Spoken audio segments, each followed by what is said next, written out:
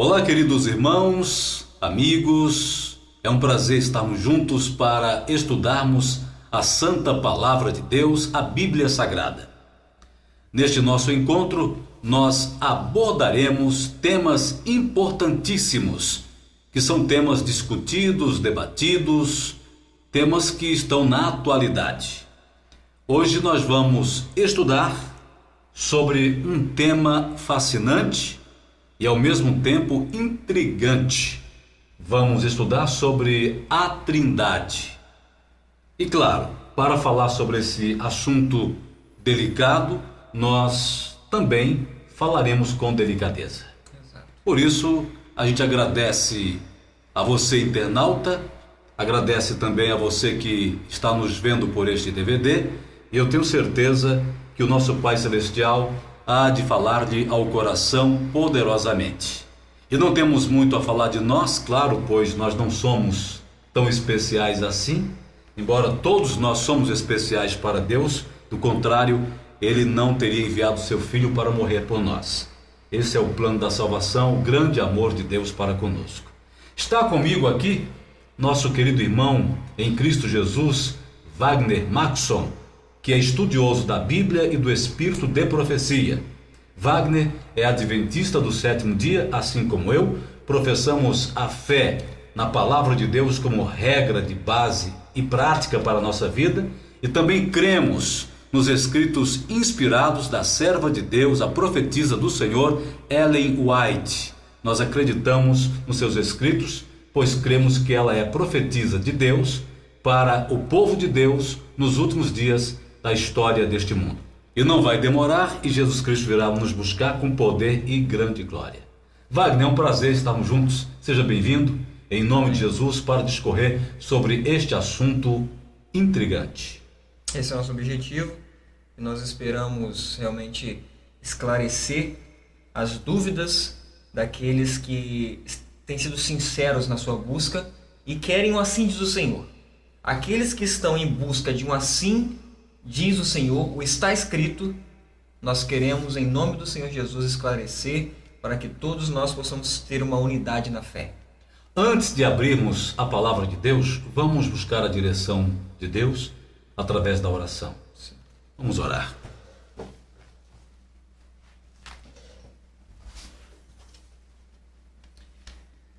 Deus eterno, Pai de amor, nos colocamos na Tua presença neste momento, Senhor, agradecidos porque ainda podemos, ó Deus, abrir a Tua palavra.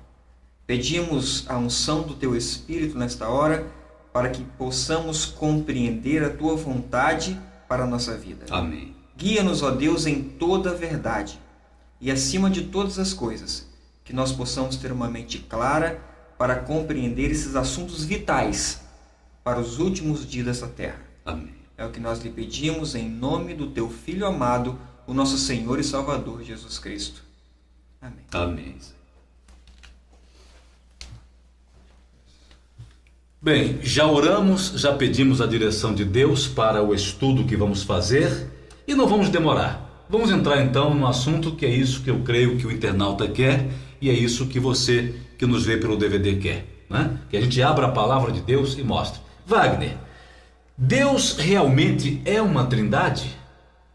Essa pergunta é interessante, Alegre, porque essa doutrina ela tem sido muito debatida dentro do meio cristão em geral, não só dentro da Igreja Adventista, mas nós temos acompanhado um despertamento de todas as igrejas, todas as denominações em relação a esse tema.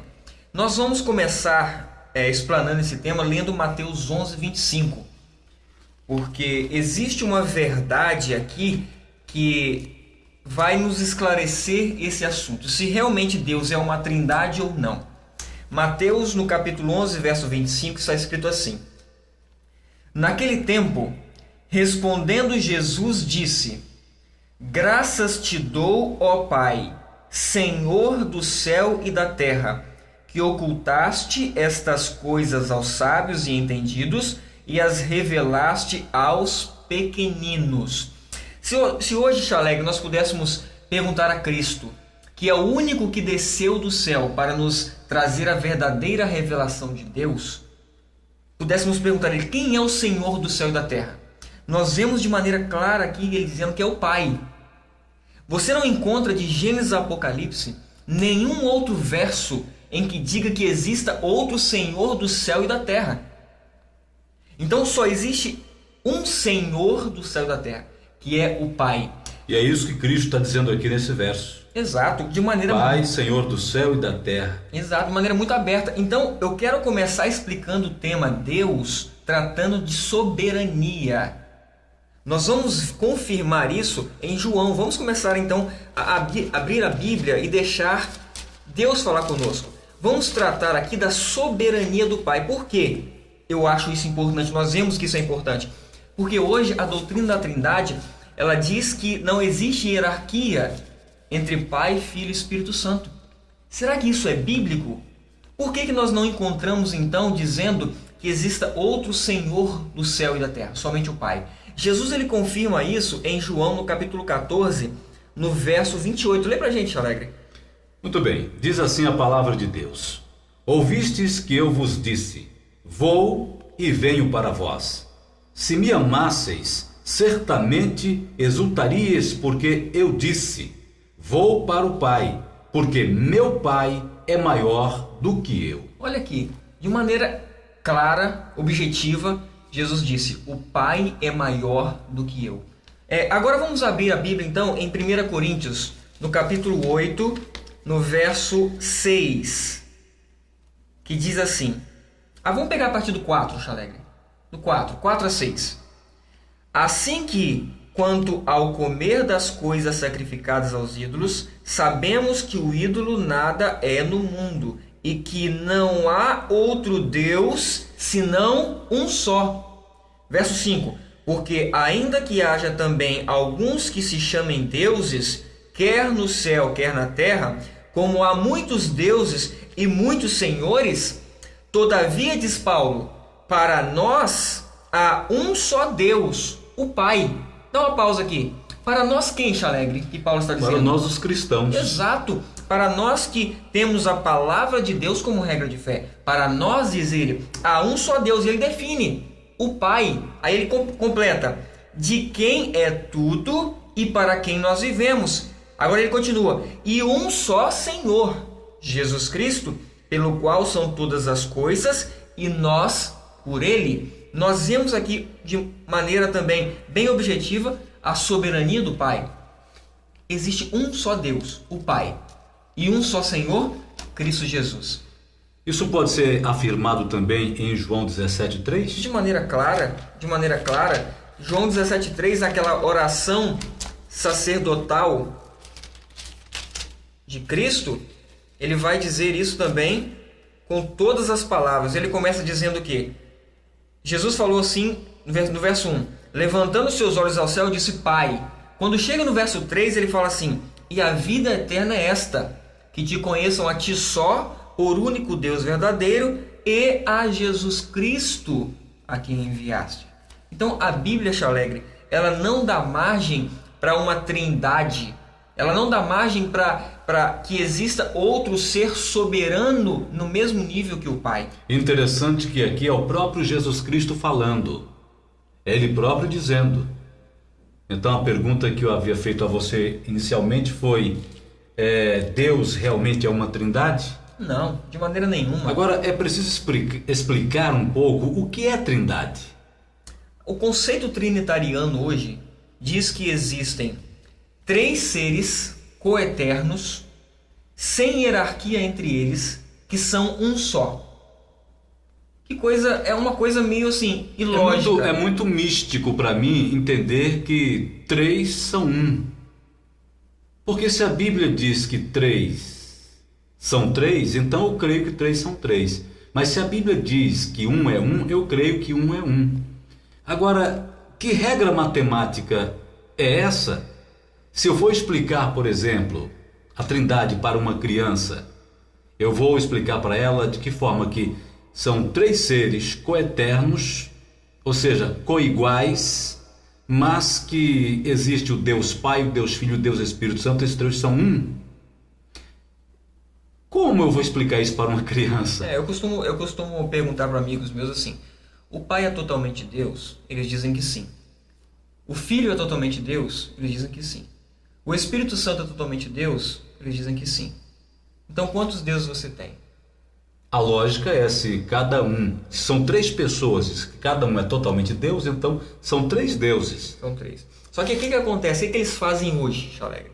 Eles dizem que Deus não é um Deus pessoal, é uma essência que permeia 3 seres. Então Deus não é mais uma pessoa, mas é uma essência. Eles pegam isso baseado no termo Elohim. Então, se Deus não é pessoa, então não posso acreditar em 3 pessoas. Mas Não seria um paradoxo? Justamente fica um mistério. É por isso que eles falam que é um mistério da Trindade, né? Mas eles pegam essa questão baseado na palavra Elohim, porque essa palavra Elohim é uma palavra plural. Sim. No hebraico, no original, mas é um plural majestoso. Nós vamos provar isso na Bíblia agora. A palavra Elohim é um plural de majestade. Nós vamos ver isso claramente aqui, abrindo a Bíblia em Êxodo. Êxodo, no capítulo 7. Êxodo, capítulo 7, verso 1. Olha que texto muito interessante. É o mesmo termo que é usado para Deus. Olha só.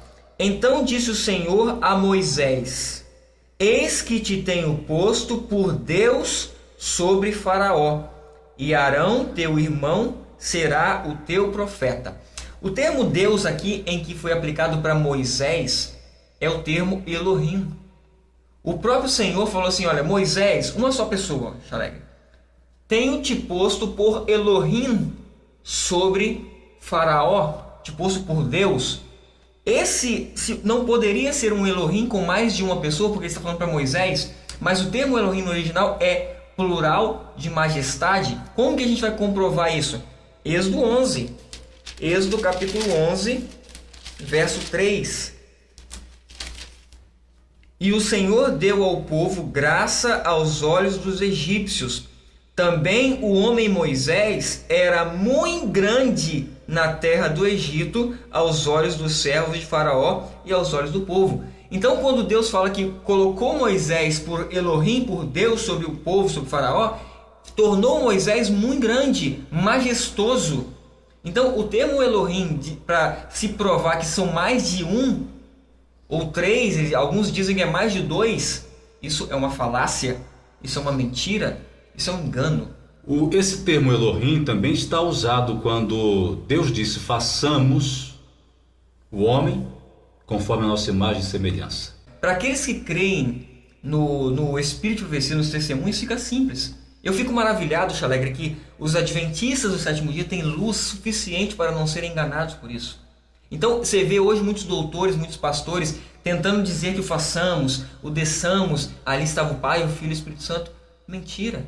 História da Redenção, na página 20 e 21, vai aparecer agora na tela, está escrito: e Deus disse a seu Filho: façamos o homem à nossa imagem e semelhança. E Deus, o Pai, disse a seu Filho. Está escrito muito claro. Então não existe margem aqui para qualquer tipo de pessoa dizer que tinham 3 ali na criação.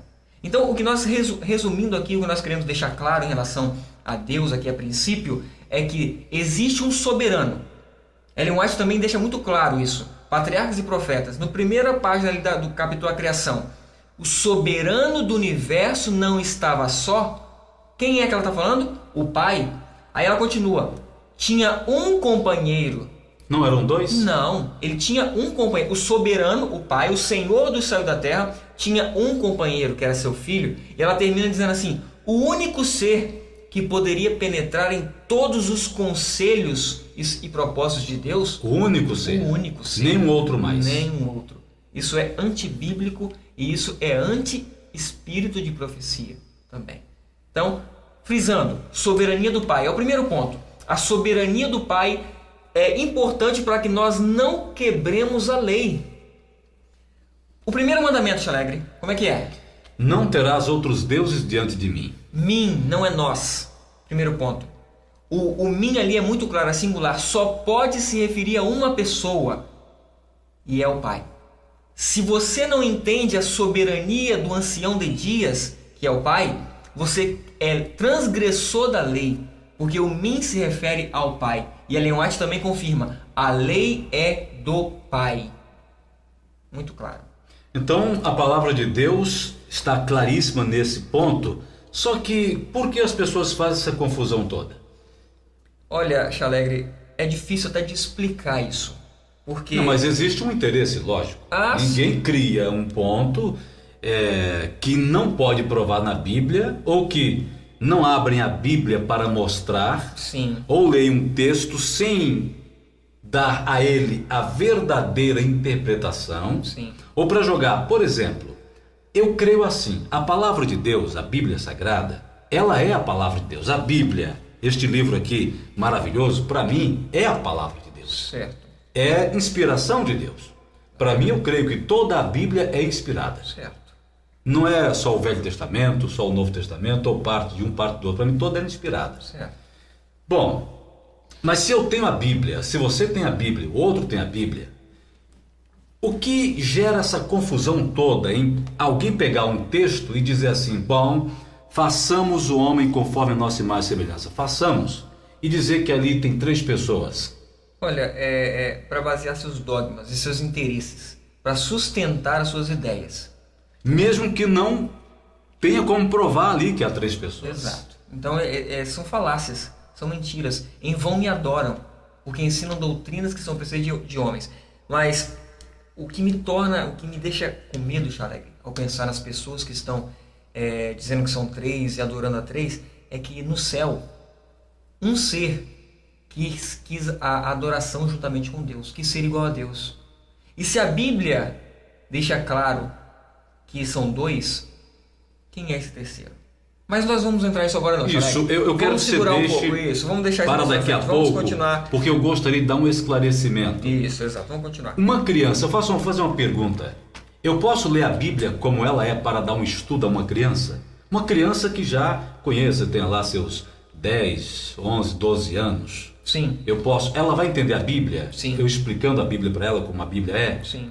Sem mistérios? Sem mistérios. Uma pessoa analfabeta, ela não sabe ler, mas ela ouve. Uhum. Eu posso dizer para ela, explicar para ela, sem usar termos difíceis, sem usar termos muito difíceis, Isso. sem usar hebraico, sem usar grego, sem usar latim, mas usar a nossa língua, a língua portuguesa, clara como ela é, sem subterfúgios. Sim, eu posso explicar, dar um estudo bíblico e provar na palavra de Deus quem é Deus o Pai? Sim. Posso provar. Posso provar quem é Jesus Cristo? Sim. Posso provar. Claro. Eu não preciso de outros argumentos. Não precisa. Jesus foi muito claro. Revelar essas coisas aos pequeninos, aos simples. A Bíblia foi feita para as pessoas simples, mas sinceras, que buscam a Deus. Aliás, a Bíblia foi para todos, mas só os humildes de espírito é que podem compreendê-la. Exato. Então não importa o seu grau de intelectualidade. De maneira alguma. Ele pode ser um doutor da Harvard University, ele pode ser uma pessoa lá dos rincões que não teve conhecimento de nada, que fica isolado, mas ele pode compreender a palavra de Deus. É o Espírito que guia. Então não preciso de mestres nem doutores para me explicar a Bíblia. Não.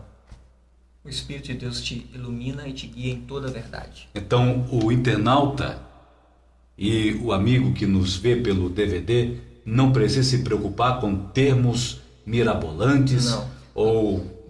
Foi bem, você tocou bem nesse assunto. Nós usamos aqui a explicação do termo Elohim, mas nós vamos tentar aqui, nós vamos explicar a Bíblia sem usar mais termos hebraicos. Vamos deixar muito claro. Eu só entrei no aspecto do Elohim porque é muito usado e dito que é um plural que tem que ser mais de uma pessoa ou mais de 2 pessoas. Mas isso é uma mentira. Só provei isso através de Êxodo para mostrar que Elohim foi usado para Moisés, que era só uma pessoa. Mas a partir de agora nós vamos mostrar com um pouquinho aqui e um pouquinho ali que Deus existe um soberano do universo. E nós vamos mostrar mais para frente um pouquinho agora quem é Cristo, mas vamos aos poucos e pode continuar. Porque eu frisei essa questão de entender a Bíblia porque todos têm acesso à Bíblia. E o único intérprete verdadeiro da Bíblia, a Bíblia diz que ela mesma se interpreta. Exato. E se ela é inspiração de Deus, inspirada pelo Espírito Santo, se eu pegar a Bíblia com espírito de humildade, com oração, com sinceridade no meu coração, Deus vai me revelar. Sem dúvida. Porque é um pouco aqui, um pouco ali, Exato. não é? Dessa forma. Então isso aqui já está bem claro para todos aqueles que nos veem. Exato. Muito bem, uma vez entendido esse ponto, nós já sabemos quem é o Pai, que é Deus, Soberano. o Pai, o soberano do universo. Exato. A Ele toda honra, toda glória, todo poder. Mas, Wagner, quem é Jesus Cristo? Ok. Vamos deixar o próprio Cristo dizer isso. Na verdade, primeiro vamos deixar o próprio Pai falar. Mateus 3. Vamos deixar o próprio soberano do universo Então, já dizer... que Cristo falou quem é o Pai, Isso, vamos deixar o vamos Pai deixar falar o quem Pai é Cristo. falar quem é o Filho. Isso, exato. Mateus 3, no versículo 17. Mateus, capítulo 3, no verso 17. Diz assim: E eis que uma voz dos céus dizia... De quem é essa voz, Alegre? Esta é a voz do soberano do universo, é a voz de Deus. Exato. E ele disse o seguinte: Este é o meu filho amado em quem me comprazo. Glória a Deus. Pode o soberano, o Pai, mentir? Não, em hipótese alguma. Então, ele deixou claro: Este é o meu filho. Agora, o problema, Chalegre, é que as pessoas não estão entendendo o que significa ser filho de Deus. E eu vou convidar todos a abrirem a Bíblia em João. Em João 5,18 nós vamos entender o que significa ser filho de Deus. Diz assim: Por isso, pois, os judeus ainda mais procuravam matá-lo, porque não só quebrantava o sábado, e pausa aqui, o quebrantar o sábado é segundo os costumes judaicos errôneos que eles estavam ensinando, não é o quebrantar a lei, porque senão Jesus seria um transgressor da lei, porque o sábado faz parte da lei, aqui é quebrantar segundo os costumes judaicos, tá? Então, não só quebrantava o sábado, mas também dizia que Deus era quem, Chalegre? Seu próprio Pai. Olha ele confirmando aqui, Deus era seu próprio Pai. Agora, o que significa isso? Ele termina, fazendo-se igual a Deus. Então, Jesus está de maneira objetiva dizendo, ser filho de Deus é ser igual a Ele. Mas como assim igual a Ele? Em natureza? Em caráter? Em propósito? Eu sempre dou um exemplo para as pessoas entenderem de maneira fácil. Eu tenho um filhinho de 3 anos de idade. Eu sou um ser humano. O meu filho, ele é meio humano porque ele é meu filho, ou ele é completamente humano? Ele é totalmente humano. Então isso significa, Chalegre, que o que Cristo está querendo dizer aqui é que ele é totalmente divino. Essa é a segurança da nossa salvação. A filiação de Cristo nos dá segurança de que ele é totalmente divino, igual ao Pai. O verso áureo da Bíblia deixa muito claro. Porque Deus amou o mundo de tal maneira que deu, que enviou o seu Filho unigênito para todo aquele que nele crê. Ora, o Filho unigênito, o que significa a palavra unigênito? Único gerado da mesma espécie. Exatamente. Cristo é o único no universo, é por isso que Ellen White fala, ele é o único que pode penetrar os propósitos de Deus de maneira muito clara. Cristo é o único que poderia vir e dar a vida para nós, porque ele tem a total divindade em si. E eu convido você a abrir a Bíblia em Colossenses, na carta de Paulo aos Colossenses, no capítulo 1, no verso 19, nós encontramos um texto maravilhoso. Colossenses, no capítulo 1, verso 19, diz assim: Porque foi do agrado do Pai que toda a plenitude nele habitasse. Porque foi do agrado do Pai que toda a plenitude nele habitasse. Então, o soberano do universo concedeu a seu Filho toda a plenitude da divindade. Na verdade, se a gente aprofundar mais um pouquinho, a gente vai ver que isso foi uma herança. E Cristo, em Mateus 28, no verso 18, ele diz o seguinte. Mateus, no capítulo 28, no verso 18, E, chegando-se Jesus, falou-lhes, dizendo: É-me dado todo o poder no céu e na terra. Olha que coisa linda. O Senhor do céu e da terra deu a seu Filho todo o poder no céu e na terra. E Jesus falou de maneira clara: é-me dado. E quando ele disse isso aqui, que ele recebeu o poder, foi quando ele ressuscitou, foi ao céu, porque quando ele ressuscitou e não havia subido ao céu, ao Pai, ele falou para Maria: não me toques, ainda não subi ao Pai. Então ele subiu, desceu. Nesta subida, quando ele esteve lá, ele recebeu todo o poder. Todo o poder no céu e na terra. E ele está dizendo aqui que foi lhe dado todo o poder no céu e na terra. Algumas pessoas não têm percebido, Chalegre, a questão da filiação e a questão também que Jesus deixa muito claro. Você citou um texto aí de Maria, que está em João. Vamos abrir a Bíblia? Que me fez recordar aqui uma coisa, uma verdade que as pessoas não têm percebido. Mas João capítulo 20, no verso 17.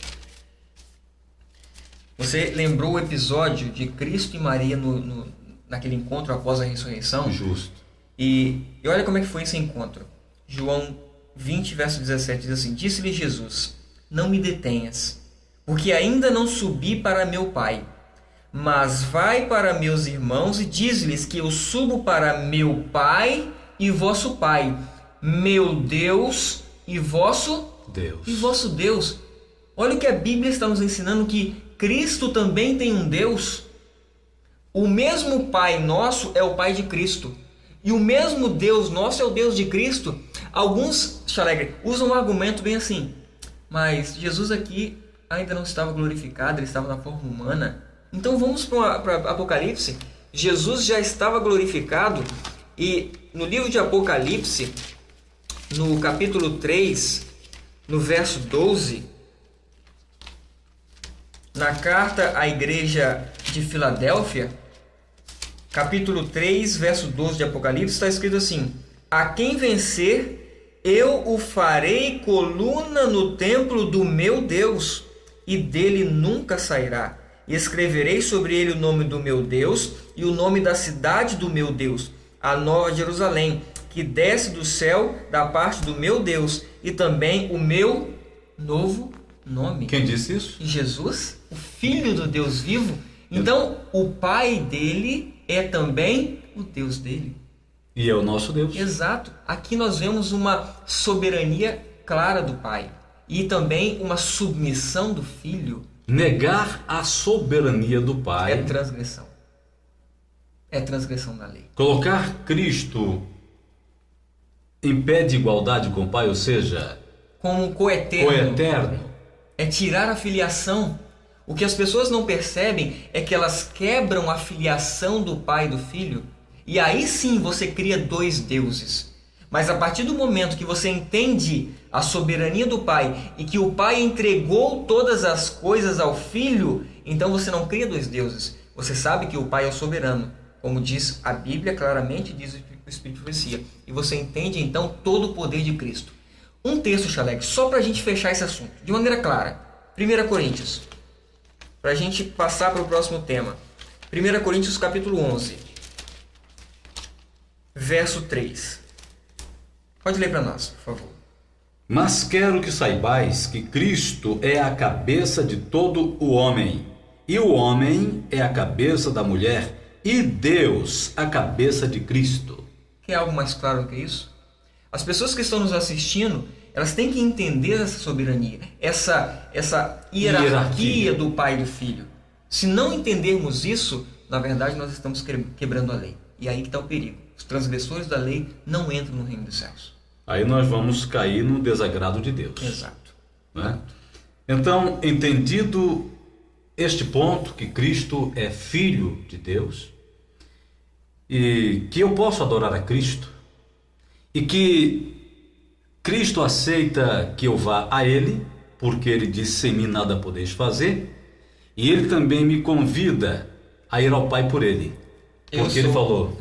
Ele falou, você pode citar. Eu sou o caminho, a verdade e a vida. Eu sou o caminho Ninguém, ele falou, vem ao Pai. Olha, repara que o Pai está nele. Ninguém vem ao Pai senão por mim. Não adianta querermos adorar ao Pai se não adorarmos a Cristo. E você tocou num ponto de adoração, que é um desafio que a gente sempre costuma fazer às pessoas que ainda permanecem crendo na Trindade e adorando a três seres. Eu faço o desafio a qualquer pastor, a qualquer doutor e a qualquer membro que me mostre um só texto que exista uma ordem para se adorar ao Espírito Santo, ou então que mostre um anjo adorando ao Espírito Santo, a três seres. Pelo contrário, você só vai ver na Bíblia a adoração a Deus e o Cordeiro, a Deus e seu Filho. O Espírito de profecia, Chaleg, tem uma ordem claríssima e direta, e vai aparecer na sua tela agora, que diz assim: somente o Pai e o Filho devem ser exaltados. Ora, um livro Instrutor da Juventude, Ellen White deixou isso muito claro. Muito claro. Somente o Pai e o Filho. E as igrejas hoje, a igreja adventista hoje, está cantando hinos de adoração a uma trindade, um Deus triuno. Aonde está a base bíblica? Aonde está a base inspirada para isso? E a nossa mensagem, Alegre, qual é? Apocalipse 14, o que diz lá? Temei a Deus e dai-lhe glória, pois é chegada a hora do seu juízo, e adorai aquele que fez o céu, a terra, o mar e as fontes das águas. E em contrapartida, Alegre, quem não adorar o Criador, o que vai acontecer? Aí... mensagem do terceiro anjo.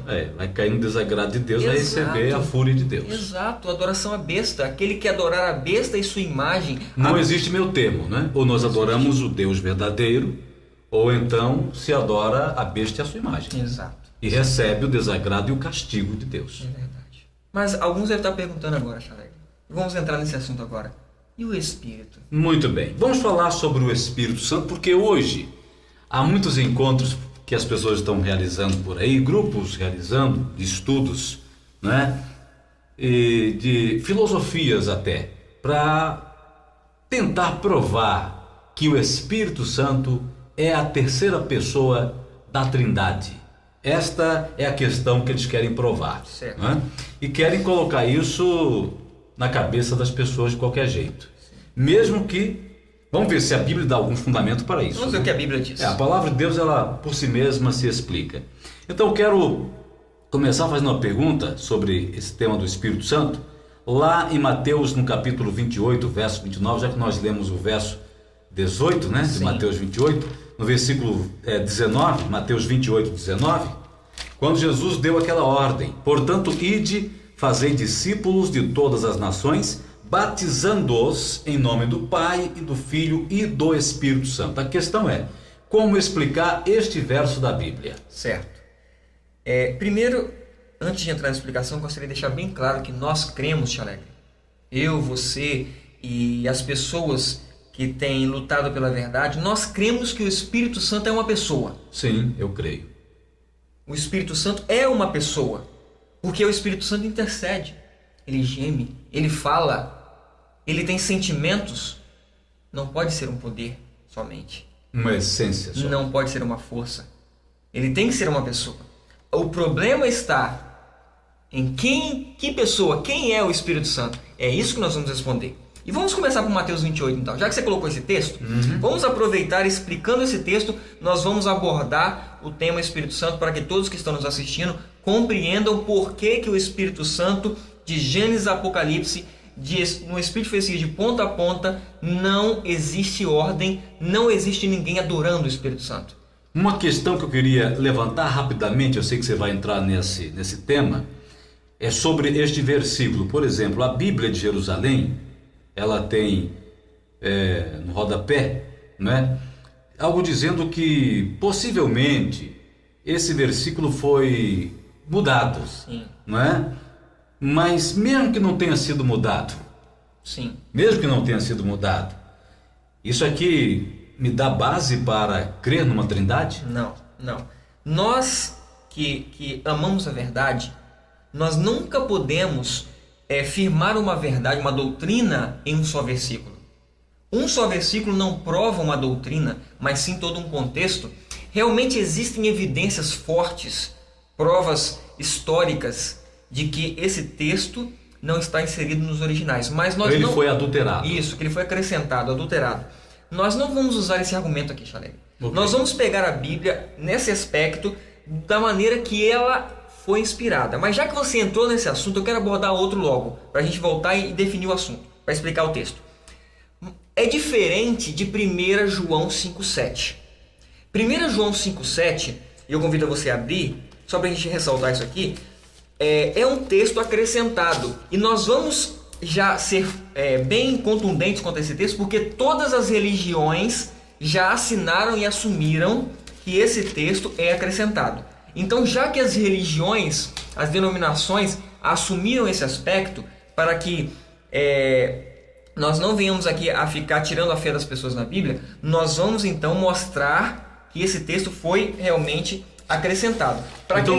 Vale, só um instante para ficar bem, para as pessoas entenderem com clareza esse assunto. certo? Para não deixar uma coisa nebulosa. Certo. Tornado bem claro possível. O texto de Mateus 28:19, nem todas as religiões assumem que houve um acréscimo. Sim. Mas o texto de 1 João 5,7, todas assumem que não foi acréscimo. Inclusive, ele foi introduzido. Exato. Foi um enxerto. Exato, foi um enxerto. Inclusive, para aqueles que são adventistas, nessa lição aqui, as Epístolas do Amado de 2009, no dia 26 de agosto, a Igreja Adventista do Sétimo Dia, ela assumiu o que nós estamos dizendo aqui. Olha o que diz no primeiro parágrafo. Diz assim: em algumas Bíblias, em 1 João 5, 7 e 8, aparecem as palavras: no céu, o Pai, a Palavra e o Espírito Santo, e estes três são um. E três são os que testificam na terra. Aí o comentário agora. O problema é que elas são um acréscimo posterior, não encontrado nos manuscritos originais. Tá aqui, ó, lição da Igreja Adventista de 2009. Okay. Então ele está aí dizendo claramente que é um acréscimo posterior, pois nos escritos originais não há esse texto. Chaleg, agora eu também tremo dentro de mim. Porque olha o que diz o texto, que o Espírito, o Pai, o Espírito e a Palavra são um. O que diz a doutrina da Trindade? O Pai, a Palavra é Cristo e o Espírito são um. Se esse texto fosse original, seria uma forte base para a doutrina da Trindade. Mas não é. Agora, esse texto ele é inexistente. Inexistente. Agora eu pergunto, Chaleg, quem que tem o interesse de acrescentar, quem que teve o interesse de acrescentar isso na Bíblia? Isso é perigoso demais. Quem que está por trás desse enxerto, que justamente um texto que diz a Trindade? Alguém, na minha concepção, no meu modo de pensar, alguém que queria ser adorado, alguém que queria estar no trono de Deus, ser igual a Deus, mas por ser criatura jamais poderia ser igual a Deus, nem ao seu Filho Jesus Cristo, e esse alguém foi expulso do céu. Exato. E aqui fica uma interrogação para as pessoas que estão nos assistindo. Querido, se esse foi um texto acrescentado, e não, se foi acrescentado foi pelo diabo, por Satanás, qual é o interesse de Satanás em acrescentar esse texto na Bíblia? Pense um pouco, raciocine. Vamos voltar para Mateus 28. Vamos lá, Mateus 28, esse aqui já está bem claro. Já está bem, um texto claro. Que tirar ele da Bíblia não vai fazer falta. Ok. Ok? Agora Mateus 28, 19. Isso, vamos lá, vamos ler o texto. Vamos ler a partir do verso 18. E chegando-se Jesus, falou-lhes dizendo: é-me dado todo o poder no céu e na terra. Então foi dado a Cristo. O Pai deu. Agora ele entra. Portanto, esse portanto ele puxa a frase anterior. Sim, ele faz a ligação. Exatamente, ele liga. Já que foi-me dado todo o poder, portanto, ide, fazei discípulos de todas as nações, batizando-os em nome do Pai, do Filho e do Espírito Santo. Chalegre, sempre quando a gente vai explicar esse texto, eu faço uma seguinte pergunta para as pessoas. Aqui existe uma ordem para batizar. Primeiro, não é ordem para adorar. Batizar em nome do Pai, do Filho e do Espírito Santo. Qual é o nome do Pai? Jeová. A Bíblia apresenta. Javé. Isso. Mas vamos deixar de lado essa conjectura do Javé, vamos aceitar o Jeová como nome do Pai. Na verdade é o tetagrama, né? Que é aquelas 4 consoantes. Sim. Que se perdeu, os judeus assumem isso, que se perdeu a pronúncia no tempo, mas que acrescentaram só algumas vocais para se pudesse pronunciar. Então, mas a Bíblia apresenta o nome do Pai. E qual é o nome do Filho? Jesus Cristo. Exato. A Bíblia apresenta o nome do Filho. Agora, se eu te perguntasse, qual é o nome do Espírito Santo? Eu poderia dizer Espírito Santo, mas Espírito Santo não é nome. Não é nome. Assim como Pai não é nome, Filho não é nome. Espírito também não é nome. No original, a palavra Espírito, Chalegre, não quer dizer, não significa uma pessoa. Espírito é sopro, é ar, é vento. Então, a palavra Espírito em si não é um nome. Por que a Bíblia não apresenta o nome do Espírito? O que Cristo aqui quis dizer ao pronunciar essa palavra, essa ordem batismal, foi para diferenciar do batismo de João. João batizava com o quê? Com água. Exato. E Cristo batiza com o quê agora? Com o Espírito Santo. Vamos ver isso na Bíblia? Isso. Atos, no capítulo 1. Nada melhor do que deixar a Bíblia se explicar. Exato. Atos, no capítulo 1, no verso 5. Lê para nós, por favor. Porque, na verdade, João batizou com água, mas vós sereis batizados com o Espírito Santo, não muito depois destes dias. De maneira clara, João batizou com água. E agora vem Cristo e batiza com o Espírito Santo. É uma diferenciação. Quer ver isso na prática?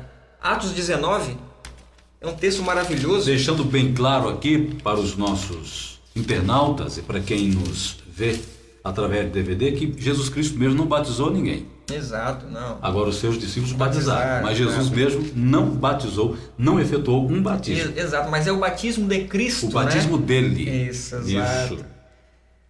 É Atos no capítulo 19, no verso 1 em diante. Olha o que diz. E sucedeu que, enquanto Apolo estava em Corinto, Paulo, tendo passado por todas as regiões superiores, chegou a Éfeso.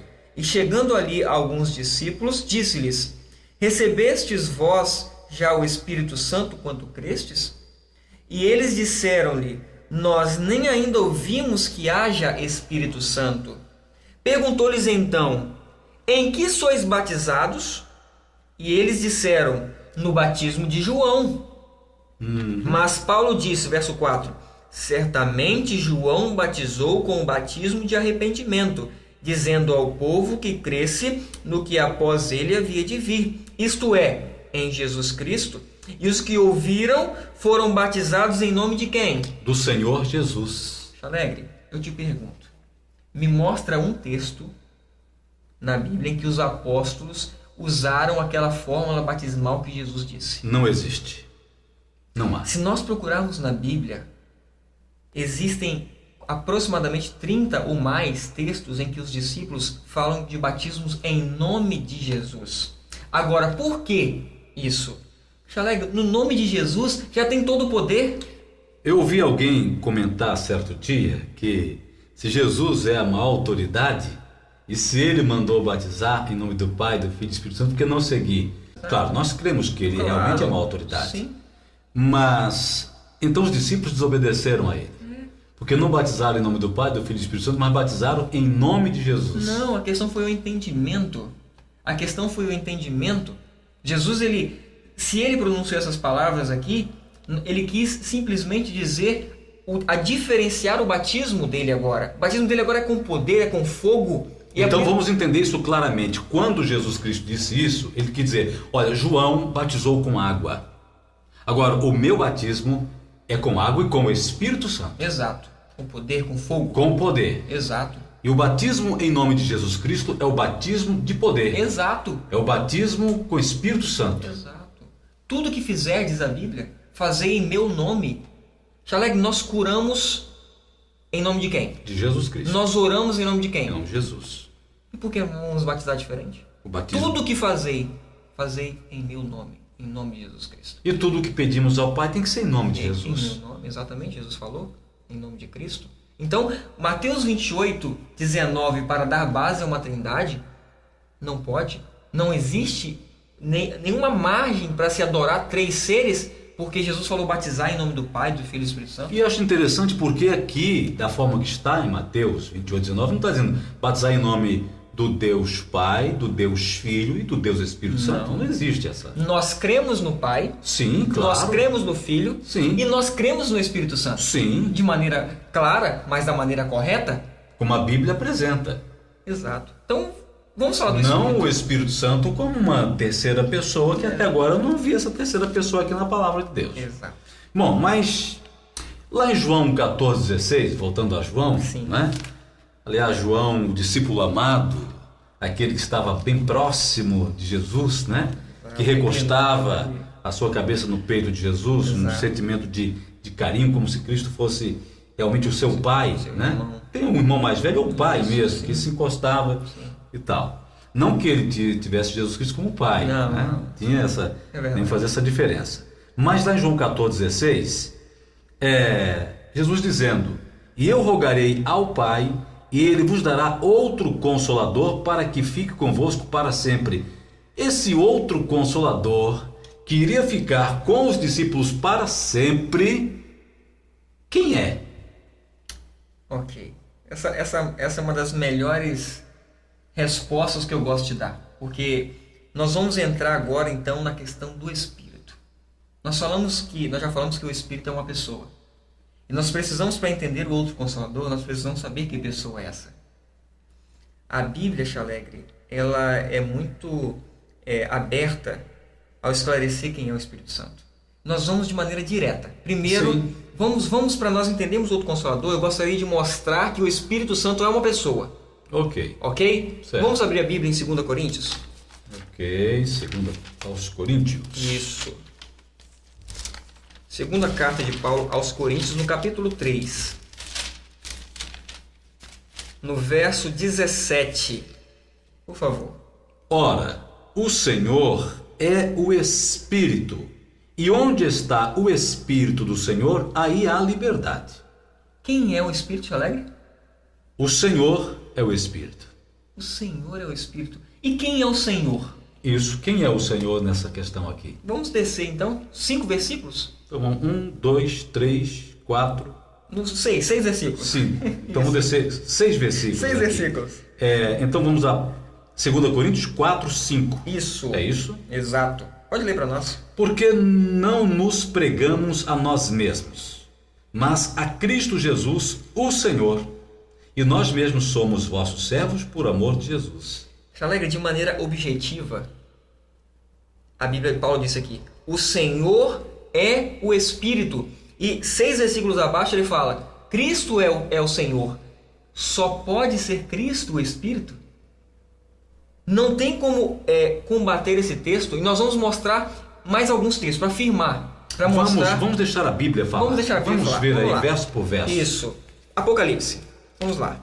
Vamos agora afirmar. Lembrando que nós estamos aqui mostrando neste tópico que o Espírito Santo é o Senhor. Exato. É uma pessoa. É uma pessoa. Exato. E essa pessoa é Cristo. Jesus Cristo. Exato.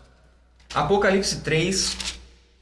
Nós poderíamos pegar aqui as várias cartas. Nós vamos à carta nossa, a carta do nosso período, a carta aos Laodiceanos, a Laodiceia. Diz assim: e ao anjo da igreja de Laodiceia escreve: isto diz o Amém. Lembrando que é Apocalipse 3, 14. Isso, 3,14. Apocalipse 3, verso 14. Isto diz o Amém, a testemunha fiel e verdadeira, o princípio da criação de Deus. Alegre, quem é a testemunha fiel e verdadeira? Jesus Cristo. Quem é o princípio da criação de Deus? O Senhor Jesus. Uma ressalta aqui, Alegre. Pois não. Quando fala princípio da criação de Deus, não está dizendo que Cristo é criado. Aliás, em nenhum momento a Bíblia diz que Cristo foi criado. Não, criados somos nós. Os anjos são criados. Os seres do outro mundo, dos outros mundos, são criados. Cristo não. Cristo é nascido, é gerado, é o Filho unigênito. Quando ele fala princípio da criação, é porque é o meio pelo qual Deus cria todas as coisas. É o princípio. Por ele tudo foi feito, tudo foi criado, tudo existe por ele e para ele. Exatamente. Então, aqui Jesus então continua dizendo para nós: conheço as tuas obras, que nem és frio nem quente. quem dera foras frio ou quente. Ele vai discorrer a carta. Quando chega no verso 20, ele fala bem assim: eis que estou à porta e bato. Se alguém ouvir a minha voz e abrir a porta, entrarei em sua casa e com ele cearei e ele comigo. Olha, quem disse isso? Jesus Cristo. Tem pessoas aceitando o outro, irmão. Tem pessoas que estão aceitando o outro, batendo na porta para convertê-los. Tem pessoas que estão deixando o outro entrar na casa deles. Aqui Jesus falou: eis que eu estou à porta e bato. Se eu e você abrirmos a porta, quem é que vai entrar na nossa casa? Na verdade, se um outro entrar, não há conversão, há confusão. Exato.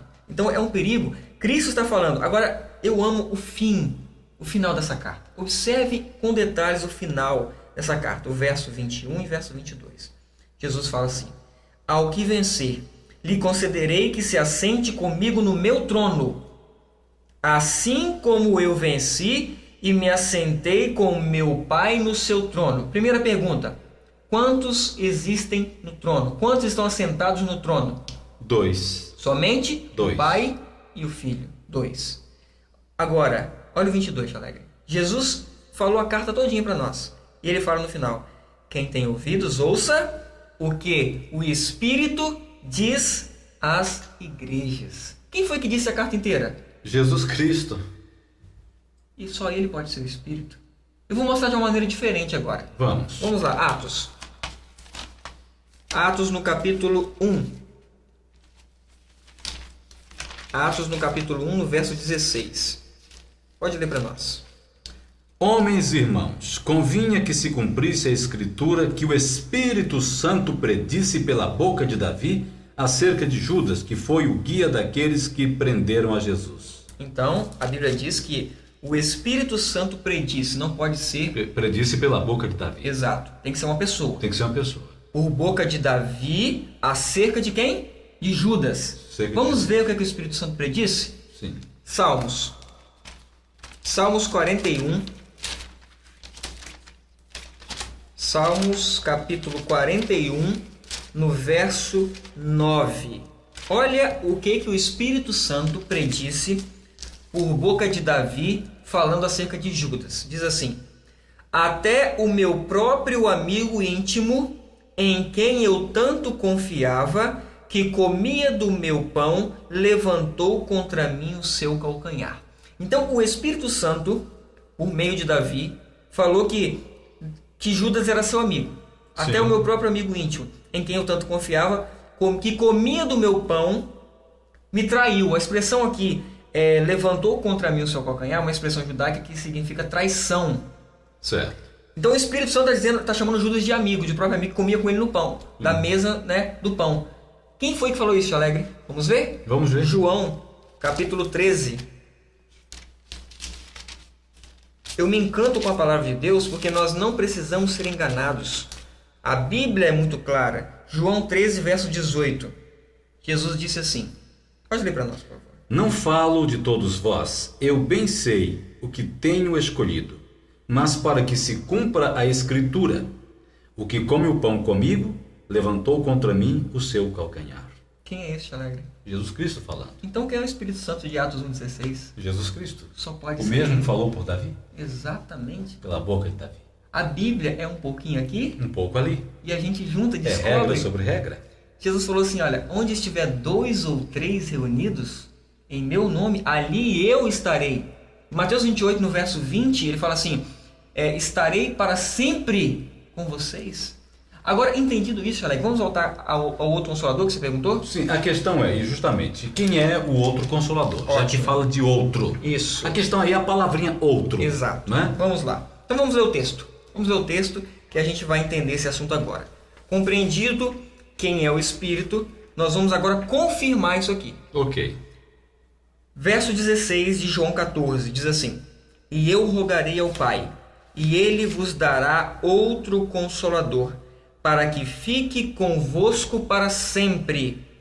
Continua. O Espírito de verdade, que o mundo não pode receber, porque não vê nem o conhece. Agora ele vira para os discípulos e fala assim, olha, mas vós o conheceis. Por quê? Porque ele habita convosco e estará em vós. Eu vou começar explicando a palavra outro. Bom, alguns devem estar perguntando, se Jesus é o Espírito, conforme vocês disseram agora, por que ele falou outro Consolador? Isso, esta é a pergunta de muitos. De muitos, exatamente.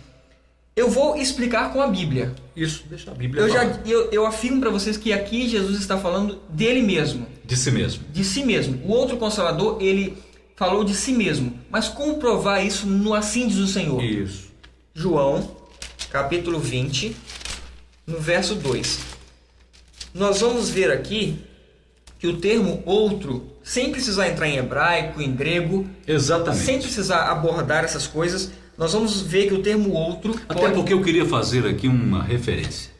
Para mim não importa hebraico, nem grego, nem inglês, nem isso, nem aquilo outro. Para mim importa a palavra de Deus como ela é. Exato. Do jeito que ela está se explicando a si mesma. E nós estamos aqui entendendo. Deus preservou sua palavra. Ok. João 20, verso 2, diz assim: correu, pois, e foi a Simão Pedro, e ao outro discípulo a quem Jesus amava, e disse-lhes: levaram o Senhor do sepulcro, e não sabemos onde puseram. Frisando aqui, o que nós queremos tirar desse texto? Correu, pois, Simão Pedro, e foi ao outro discípulo a quem Jesus amava.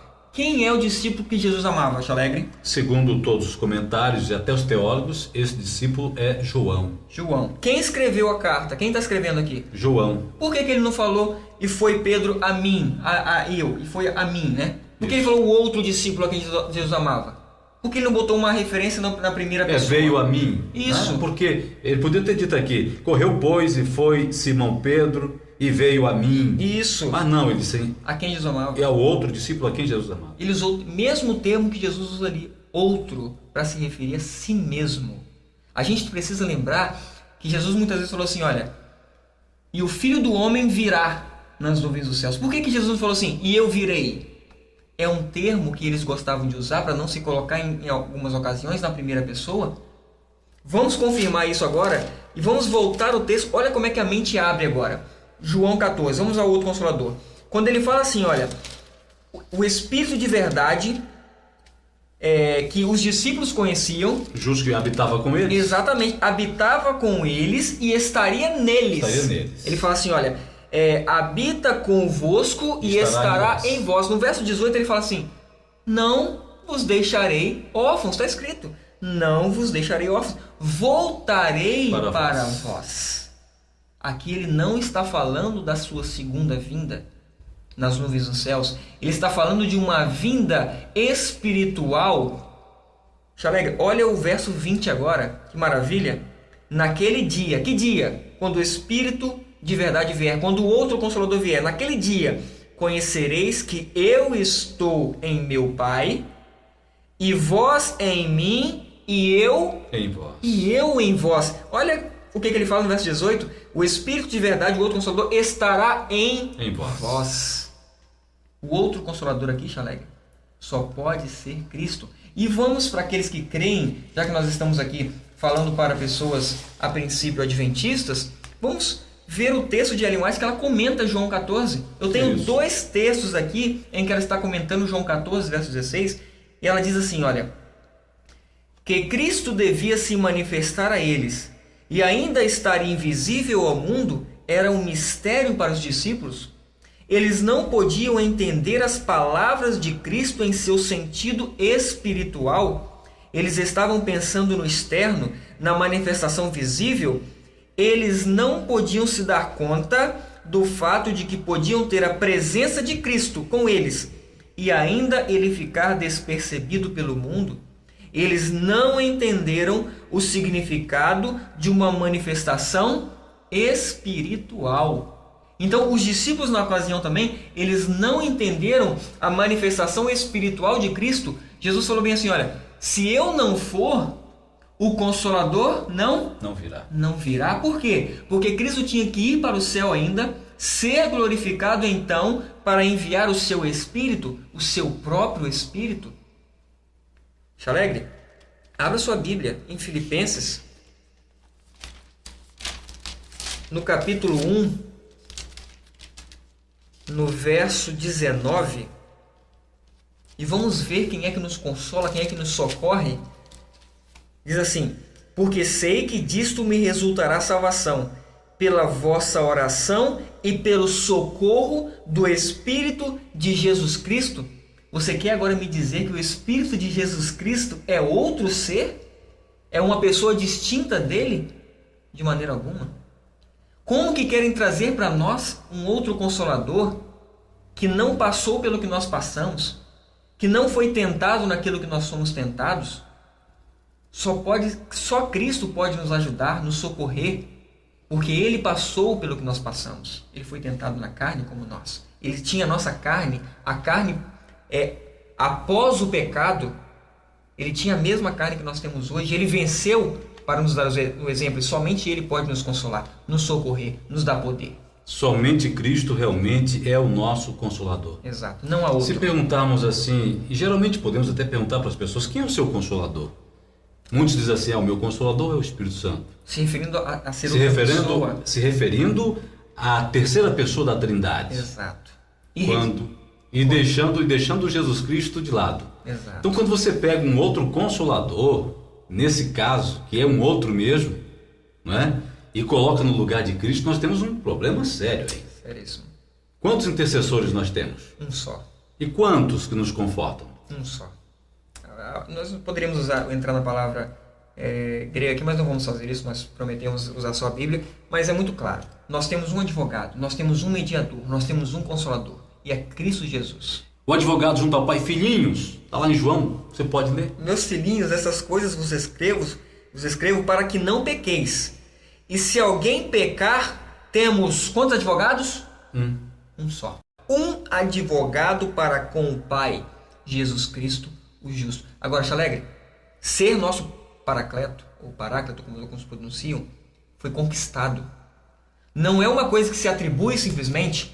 Cristo, para ser nosso mediador, nosso advogado, nosso intercessor, nosso consolador, ele teve que conquistar isso, passando uma vida inteira aqui, sem pecar, dando a vida por nós, derramando o seu próprio sangue. Agora as pessoas querem retirá-lo dessa conquista, desse título que ele conquistou para nos poder socorrer, então entregando para outro. Para outro, que não fez nada. Exato, é complicado, Chalegre. Aliás, ele não fez nada, porque João 3,16 diz que Deus amou o mundo de tal maneira que deu o seu Filho. O Pai deu o Filho. Exato. Né? Mas esse outro que estão colocando aí, e dizendo que é Deus, ele não fez nada. Eu prefiro que o meu Consolador seja Cristo. Eu também prefiro que Cristo seja o meu acredito que Consolador. ficou claro para as pessoas que estão nos assistindo que o outro aqui, Cristo estava falando para si mesmo. Só para frisar, João 22, lembrem disso, o outro João usou para ele mesmo. Aqui também Cristo usou o outro para si mesmo. João 16, 25 diz assim: disse-vos isto por parábolas. Jesus falava algumas coisas por parábolas, mas ele disse que chegaria a hora em que ele falaria abertamente.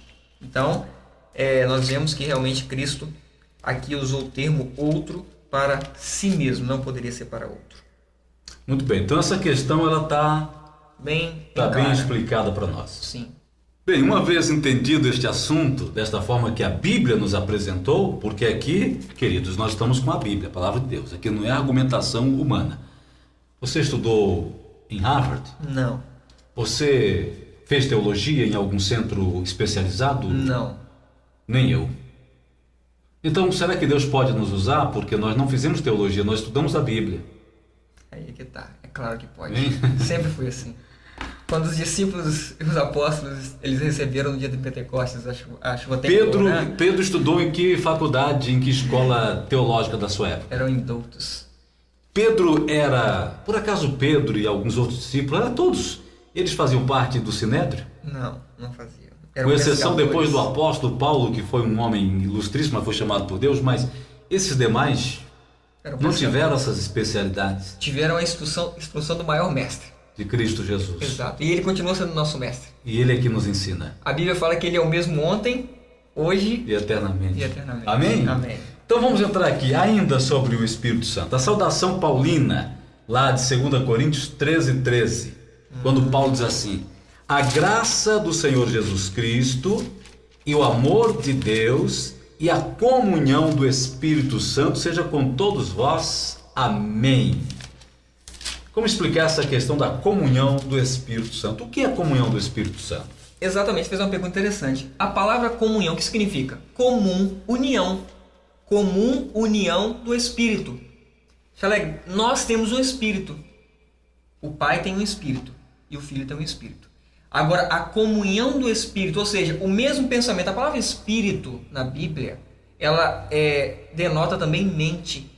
Então, quando fala que a graça do Senhor Jesus Cristo e o amor de Deus e a comunhão do Espírito Santo esteja conosco para sempre, é justamente para que nós sejamos um só. Vamos ver isso na Bíblia? Isso, vamos voltar lá. Falar. Isso, vamos voltar lá em João, no capítulo 17. Vamos voltar à oração de Cristo. João capítulo 17, a partir do verso 20, nós vamos ler para entender a comunhão do Espírito Santo. E não rogo somente por estes, mas também por aqueles que pela tua palavra hão de crer em mim, para que todos sejam um. Aqui começou a comunhão. Isso. A comunhão. Então o objetivo, para que todos sejam um. Agora ele explica. Como tu, ó Pai, o és em mim, e eu em ti, que também eles sejam um em nós. Em nós quem? No Pai e no Filho. Exato, só foi citado os dois. Vou repetir, para que todos sejam um. Como tu, ó Pai, o és em mim, e eu em ti, que também eles quem? Os que estavam aceitando, e os que também iriam aceitar futuramente. A oração de Cristo foi para todos nós. Então, para que nós sejamos um com o Pai e com o Filho. E aqui ele continua, para que o mundo creia que tu me enviastes. Mas, Chaleg, comunhão do Espírito Santo, unidade, comunhão com o Espírito, comunhão com o Pai e com o Filho. Existe outro texto que deixa claro isso? Eu até gostaria, Wagner, de citar o versículo 22, Sim. Porque eu acho que ele é um complemento aí interessante. Sim. E eu deles a glória que a mim me deste, para que sejam um, como nós somos um. 23, então, já aproveita. Eu neles. Confirmando o que nós falamos lá em O Consolador. Eu neles e tu em mim. Olha a união. O Pai em Cristo e Cristo em nós. Para que eles sejam perfeitos em unidade. Mais uma vez aqui nós vemos a unidade. Esse é o objetivo da comum união no Espírito. Agora, vamos confirmar isso com a Bíblia? Isso. De maneira clara, objetiva. 1 João, de maneira mais direta. 1 João no capítulo 1. 1 de João, capítulo 1, verso 3, diz assim: O que vimos e ouvimos, isso vos anunciamos, para que também tenhais comunhão conosco. Olha aqui a comunhão. Comunhão conosco. E a nossa comunhão é com o Pai e com seu Filho Jesus Cristo. Não tem outro aqui, não? Exato. Cadê a comunhão com o outro? Exato. A comunhão com o Pai e o Com Filho. o Pai e com seu Filho Jesus Isso Cristo. está muito claro para mim. Então, a nossa comunhão segundo Cristo e segundo aqui é João, a inspiração, o próprio João, inspirado pelo Espírito Santo, diz que a nossa comunhão é com o Pai e com o Filho, porque nós somos um só em espírito, em mente. Esse é o objetivo de Deus com o Evangelho, nos unir e nos tornarmos um só. Muito bem. Isso aí para mim já está explicado. Certo. Não é? Eu quero dizer que nós estaremos ainda trazendo muitos outros temas. Certo. E Com trazendo certeza. até você, internauta, e para os nossos queridos que nos veem pelo DVD, vários outros temas Interessantes. interessantes. Tem sido... E todos eles serão analisados, discutidos dentro da palavra de Deus. Exato. Deixando a Bíblia se explicar a si mesma. Não é? Porque nós cremos na Santa Palavra de Deus. Vamos seguir aqui. Ainda sobre o Espírito, né? Para que as pessoas tenham esse assunto muito esclarecido. Lá em Gênesis, no capítulo 1, verso 2, quer dizer, bem no início da palavra de Deus, lá em Gênesis, né? Gênesis quer dizer começo, né? Então no começo de tudo, no início de tudo, no princípio de tudo, diz aqui o seguinte: que a terra era sem forma e vazia, e havia trevas sobre a face do abismo, e o Espírito de Deus se movia sobre a face das águas. Muitos usam esse texto para dizer que o Espírito de Deus aqui é uma terceira pessoa, que nós já vimos que não existe, mas vamos deixar a Bíblia falar. Ótimo. Aqui nós estávamos na criação. Certo. Princípio da criação da terra. E nós vamos deixar a Bíblia falar em João, no capítulo 1. antes de nós citarmos aqui os testemunhos, vamos mostrar que a Bíblia deixa claro quantos estavam João. Isso, na criação. João, capítulo 1. João, capítulo 1. Aqui também está falando da criação, do princípio. Diz assim: no princípio era o Verbo, e o Verbo estava com Deus, e o Verbo era Deus. Então, quantos seres nós temos aqui? Vamos abordar a questão da quantidade aqui. Aqui diz que no princípio era o Verbo. Quem era o Verbo? O Verbo, o Logos, a palavra, Jesus Cristo. Exato. E o Verbo estava com Deus. Sim. E o Verbo era Deus. Então, quantas pessoas nós temos aqui? 2 pessoas. 2 pessoas. Nós já vimos que o Espírito de Deus é Jesus Cristo. Lembrando que tudo que o Pai tem, o Filho igualmente o tem. Exatamente. Está lá nas cartas de João. Então, se o Filho tem um Espírito, o Pai também tem, ou vice-versa, porque eles são um só. A Bíblia, na verdade, Tia Alegre, ela vai deixar claro em Efésios 4 verso 4, que existe um só Espírito, que procede do Pai, e esse mesmo Espírito vai no Filho, e o Filho envia para nós. Tá? Mas, então, aqui temos 2 na criação. O Espírito de Deus representa o Pai e o Filho. Só existem 2 na criação. Vamos ver mais um texto? Provérbios, capítulo 30. Provérbios, capítulo 30, verso 4. Vai falar também da criação. 30, verso 4 diz assim: quem subiu ao céu e desceu? Quem cerrou os ventos nos seus punhos? Quem amarrou as águas numa roupa? Quem estabeleceu todas as extremidades da terra? Qual é o seu nome? E qual é o nome de seu filho, se é que o sabes? Aqui nós podemos usar esse texto para 2 coisas. Primeiro, alguns dizem que filho é título funcional. Isso, aquilo que a gente tinha falado. Aqui Salomão já estava dizendo que Deus tem um filho. Se nós lembrarmos do episódio dos 3 hebreus na fornalha lá em Babilônia, quando o Nabucodonosor, o rei de Babilônia, olhou para dentro da fornalha, ele viu mais um. E como que ele descreveu esse mais um? A aparência de quê? A aparência do filho dos deuses. Ora, ele conhecia como que um príncipe se vestia. E Jesus estava vestido de príncipe porque ele é o filho. Então, desde antes, isso é uma falácia. Essa questão de título funcional é uma falácia. Mas, voltando aqui à criação, aqui está falando da criação. Certo. Quem estabeleceu as extremidades da terra? Qual é o seu nome e qual é o nome de seu filho? Somente 2. Quando nós vamos para os testemunhos, no primeiro capítulo de História da Redenção, de Patriarcas e Profetas, diz claramente: o Pai e o Filho empenharam-se na grande e poderosa obra de criação. De maneira clara, o Pai e o Filho. Então, quando nós falamos do Espírito, Alegre, nós estamos falando do Pai e do Filho. Porque há um só Espírito. Mas o trabalho que nós queremos enfatizar aqui com as pessoas, o trabalho especial que faz em nosso coração é do Filho. Só uma pergunta aqui para a gente esclarecer também, isso me veio à mente agora. Sim, pode perguntar. Usam muito a questão do batismo de Jesus, quando Jesus foi batizado. Eu queria que essa questão ficasse também muito clara aqui, para que nós não tivéssemos dúvida com relação a isso. Quer dizer, certo. Nós, que eu digo não você, eu, mas para os nossos internautas e aqueles que nos vê pelo DVD. Muito bem lembrado. Quando Jesus foi batizado, diz assim: não, mas está aí, ó, Trindade. Estava ali Jesus. Aí se você diz assim: não, mas Jesus é o Espírito. Mas como que o Espírito desceu sobre ele? Exato. Não é? Então, como a gente pode explicar isso? Eu gostaria que a gente pudesse dar uma passadinha na Bíblia para a gente chegar a esse esclarecimento. A esse aspecto, né? Alegre, vamos ver o texto. Mateus 3.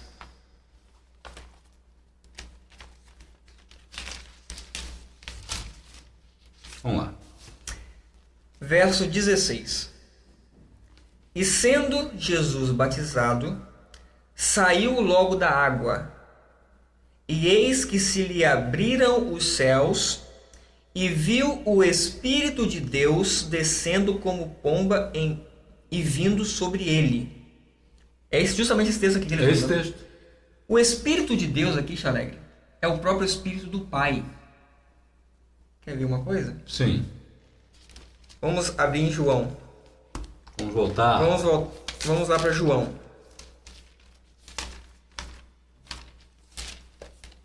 João, no capítulo 14, no verso 6. Vamos ler a partir do verso 6. Disse-lhe Jesus: Eu sou o caminho e a verdade e a vida. Ninguém vem ao Pai senão por mim. Se vós me conhecesseis a mim, também conhecerias a meu Pai. E já desde agora o conheceis e o tendes visto. Disse-lhe Filipe: Senhor, mostra-nos o Pai, o que nos basta. Disse-lhe Jesus: Estou há tanto tempo convosco e não me tendes conhecido, Filipe? Quem vê a mim, vê o Pai. Como dizes tu, mostra-nos o Pai? Agora presta atenção no verso 10. Não crês tu que eu estou no Pai e que o Pai está em mim? Se nós lembrarmos aqui, Alegre. Muito bem, esse versículo 10 aqui, ele é... Exatamente, ele fecha. O Pai está em mim. Quando fala o Espírito de Deus, não é outro ser. O problema é que as pessoas acham que o Espírito, por falar Espírito Santo em alguns textos, esquecem que é o Espírito de Deus e o Espírito de Cristo. Então, na verdade, Cristo aqui estava como humano. Então, quem agia nele era o Pai, ou era o Espírito de Deus. Ele falou assim em Isaías capítulo 61. Todos conhecem esse texto. Vamos lá. Isaías 61, já que a gente está abrindo aqui. Vamos deixar a Bíblia falar? É bom a gente discorrer na palavra de Deus. Exato. Isaías capítulo 61, verso 1. Pode ler para nós, por favor. O Espírito do Senhor Deus está sobre mim, porque o Senhor me ungiu para pregar boas novas aos mansos. Enviou-me a restaurar os contritos de coração, a proclamar liberdade aos cativos e a abertura de prisão aos presos. Olha que coisa interessante. Aqui ele fala que o Espírito do Senhor está sobre mim, porque o Senhor me ungiu. No batismo era justamente o quê? A unção. Nós conhecemos pelas profecias de Daniel que ali ele é ungido. E essa profecia aqui Jesus Cristo falou no templo lá para os doutores da lei. Exato. E então ficaram aborrecidos, porque ele falou, essa palavra se cumpriu. Exato. E eles ficaram realmente furiosos. E era o Espírito de quem que estava sobre ele? O Espírito de Deus. O Espírito do Senhor, o Espírito de Deus. Espírito não é outro ser. Ellen White, ao comentar esse texto, ela fala que é a glória, a pomba, a glória de Deus em forma corpórea de pomba, era a glória do Pai. Ela fala de maneira clara. Esse texto está aparecendo agora para você ler aí com essas palavras, o texto de Ellen White. Então ela fala que a glória do Pai tomou a forma de pomba e repousou sobre Cristo. Eu queria só lembrar um aspecto, um detalhe dessa questão por ocasião do batismo de Jesus. Sim. Quem o batizou? João Batista. João Batista. Quando Jesus Cristo vinha, João Batista disse o quê? Eis o Cordeiro de Deus. Eis o Cordeiro de Deus que tira o pecado do mundo. O Cordeiro representa o quê? Bem lembrado, Xaleg. O Cordeiro representa Cristo. Representa Cristo. O que era sacrificado no templo? Era o Cordeiro. Era o Cordeiro. Cordeiro era sacrifício, era imolado, né? Representando Jesus Cristo, seria imolado, sacrificado. Certo? Quem tinha condição de oferecer um Cordeiro? As pessoas mais nobres, financeiramente. Mas quem não tinha, oferecia o quê? Pombinhas. E por que ofereciam pombinha? Porque era símbolo de Cristo. Símbolo da sua humildade. Então ali os dois símbolos se encontram. Exato. O símbolo, tanto quem pode ter condição de pagar, exato, quanto aqueles que não tinham, ofereciam uma pombinha, uma rolinha, que é a mesma coisa. Exatamente. Então, está para mim clara essa questão. Eram os dois símbolos. Dos símbolos. O Cordeiro, o João falou o Cordeiro. E aqueles que estavam presentes ali, alguns puderam ver a pomba, que é um símbolo de Cristo também. As pessoas, é interessante você tocar nesse assunto, nesse aspecto aí, Xaleg, que as pessoas hoje estão aplicando o símbolo da pomba, que é Cristo, para outro. E colocam lá o Deus Espírito Santo e uma pomba, dizendo que a pomba se representa ao Espírito Santo, ao Deus Espírito Santo, esse outro ser, mas não. Se você for aos sacrifícios no passado dos judeus, era usado como você falou, o cordeiro para aqueles que tinham condições melhores e a pombinha para... Mostrando que ninguém fica de fora do plano da salvação. De forma alguma, eram os dois símbolos se encontrando em Cristo, o cordeiro e a pomba. Maravilhoso. Mas era o Espírito do Pai, era o Espírito do Senhor que se tomou a forma de pomba para representar a Cristo também. De maneira muito maravilhosa. Muito bem, o tema me deixa empolgado. Confesso que fico empolgado porque é a palavra de Deus. É verdade. Não é teoria humana, não é invenção humana, não é dogma, né? É verdade. Mas vamos fechar essa questão com mais uma passagem. Mateus 12, 32. Mateus capítulo 12, versículo 32. É um texto que... será que teremos dificuldades para explicá-lo, né? Porque é um texto assim interessante. Esse texto diz o seguinte, Mateus capítulo 12, 32. E se qualquer disser alguma palavra contra o Filho do Homem, ser-lhe-á perdoado. Mas se alguém falar contra o Espírito Santo, não lhe será perdoado, nem neste século, nem no futuro. E agora, como explicar essa questão? É o Espírito Santo maior do que Jesus Cristo? É o Espírito Santo maior do que o Pai? Xalegre, é interessante porque esse texto em si mesmo é um problema para as pessoas que creem na Trindade. Porque eles dizem que o Pai, o Filho e o Espírito Santo são iguais, coeternos, não havia hierarquia entre eles. Se isso fosse verdade, por que eu perguntaria que pecar, blasfemar contra o Espírito não tem perdão e contra o Filho tem? Se nós aceitarmos essa interpretação, nós já quebramos aqui a doutrina da Trindade, porque nós vemos aqui claramente, num certo sentido, o Espírito é maior do que o Filho, se nós entendemos assim. O que nós temos aqui que entender é o contexto em que esse texto está inserido. Mas para entender isso, nós vamos abordar o Espírito agora, Xalegre, de uma outra maneira. Nós vamos mostrar uma outra forma de nós entendermos o Espírito Santo. Porque se essa outra forma não for entendida, nós vamos ter problemas. E vocês vão entender agora por que eu estou dizendo isso. Vamos abrir a Bíblia em Apocalipse, no capítulo 5, no verso 6. A explicação e o entendimento em relação a esse aspecto do Espírito vai aclarear todos os textos sobre o Espírito Santo que a Bíblia traz. Olha o que diz aqui João, no livro de Apocalipse, capítulo 5, verso 6. E olhei, e eis que estava no meio do trono e dos 4 animais viventes, e entre os anciãos um cordeiro, como havendo sido morto, e tinha 7 chifres e 7 olhos, que são os 7 Espíritos de Deus enviados a toda a terra. Olha que coisa interessante. Aqui nós vemos um cordeiro. Sim. E João aqui diz, em visão, que esse cordeiro, ele tem 7 chifres. O que significa chifres em profecia? Poder. Poder. E 7? Totalidade, universalidade, perfeição. Plenitude, perfeição, exatamente. Então o cordeiro, ele tem a plenitude do poder. 7 chifres, plenitude do poder. E diz mais, que esse cordeiro também tem 7 olhos. O que é olhos em profecia? Seria presença, está... Vê todas as coisas, está em todos os lugares. Então, 7, plenitude. E olhos, presença, está em todos os lugares. Então, o cordeiro tem também a plenitude da presença. Vamos para as pessoas que estão nos assistindo entender melhor, fica mais fácil. O que significa plenitude do poder? Na nossa palavra tradicional. Todo-poderoso ou onipotente? Onipotente, onipotência. E o que significa plenitude da presença? A onipresença. Onipresença. Agora, olha que coisa interessante.